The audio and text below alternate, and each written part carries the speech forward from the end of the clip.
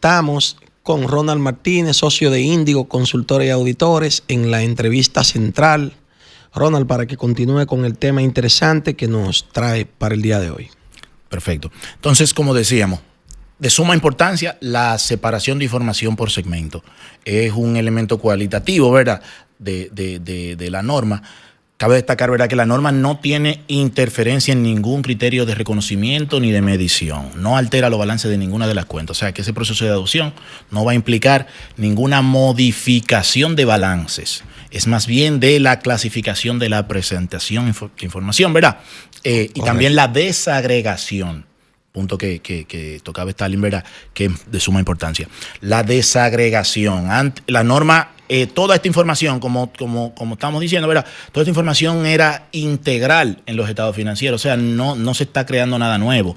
Sin embargo, quedaba condensada en grupos contables que no permitían la apreciación justa del resultado de las operaciones de la entidad.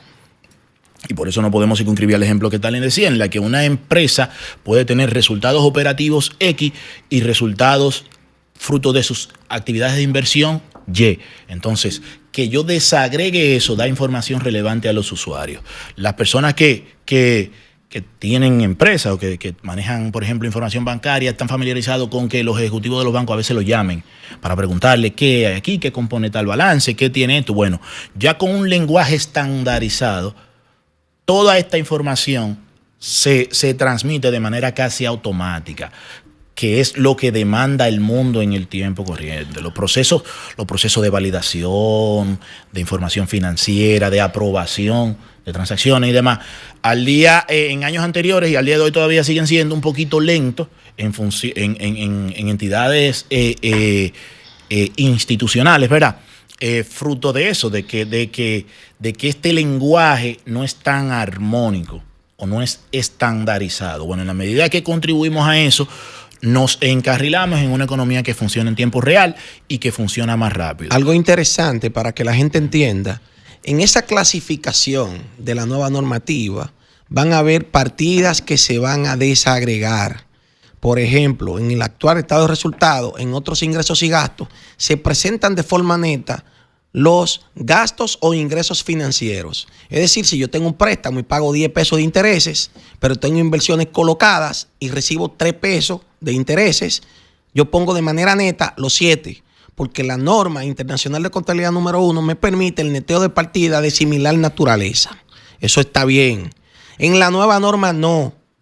Los intereses ganados van a tener que ir a la clasificación de inversiones, porque provienen de instrumentos financieros colocados. Depende del tipo de instrumento, sea un bono, un certificado, acciones. Sin embargo, los intereses pagados van a tener que ir a la sección financiera.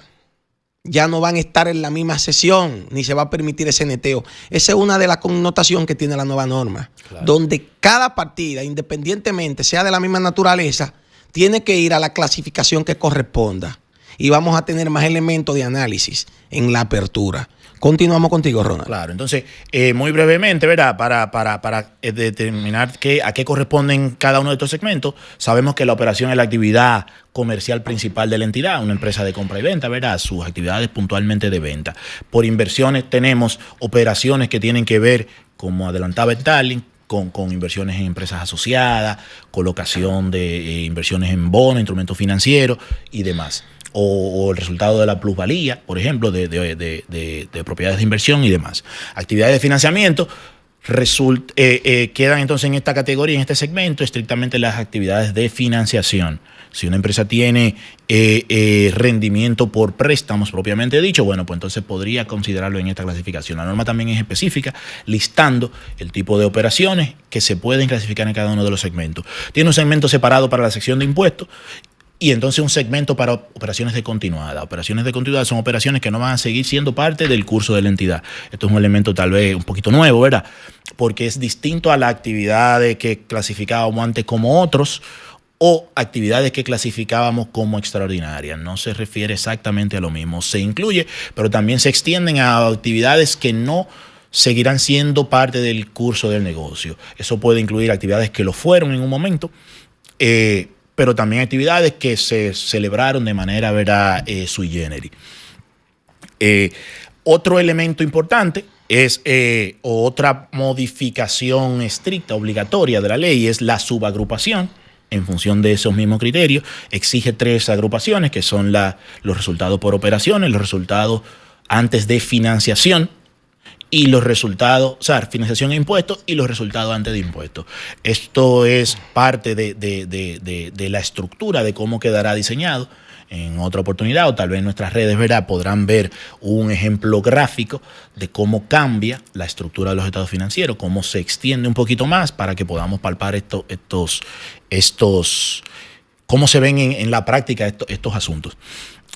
Otro tercer elemento también que destacamos de importancia es el tema de los indicadores de desempeño, algo muy importante. Los indicadores de desempeño son básicamente lo que conocemos como indicadores financieros.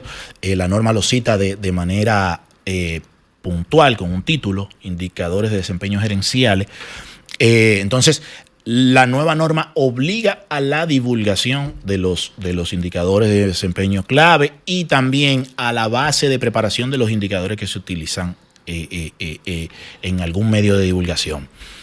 Es bueno aclarar que no es que la norma obliga a realizar, a presentar indicadores de desempeño, sino que cuando estos sean parte de alguna divulgación o un proceso de publicación, sabemos que esto aplica para memorias empresariales, pero también para algunos sectores que son regulados, que sí requieren su divulgación. Bueno, pues en estos escenarios, la norma exige que en una nota aclaratoria integrada en los estados financieros se divulguen estos indicadores y también su base de preparación.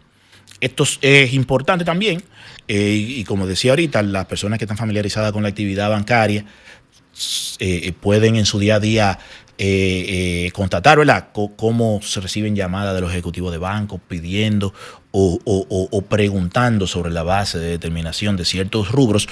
Bueno, pues en este nuevo escenario nos podemos encaminar a que los indicadores que se utilicen sean estándares y que la base de su preparación lo sea. Un indicador muy común, muy popular, ¿verdad?, es el EBITDA.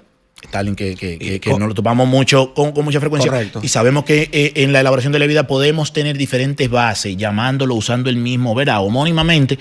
Podemos tener diferentes bases de presentación. Hay personas que lo calculan de manera simple, excluyendo amortización y depreciación, pero hay personas que incluyen otro tipo de operaciones de acuerdo a la necesidad informativa o lo que consideren relevante dentro de la estructura del estado financiero. Bueno, la norma lo exige como tratamiento alternativo permitido, el tema de los indicadores.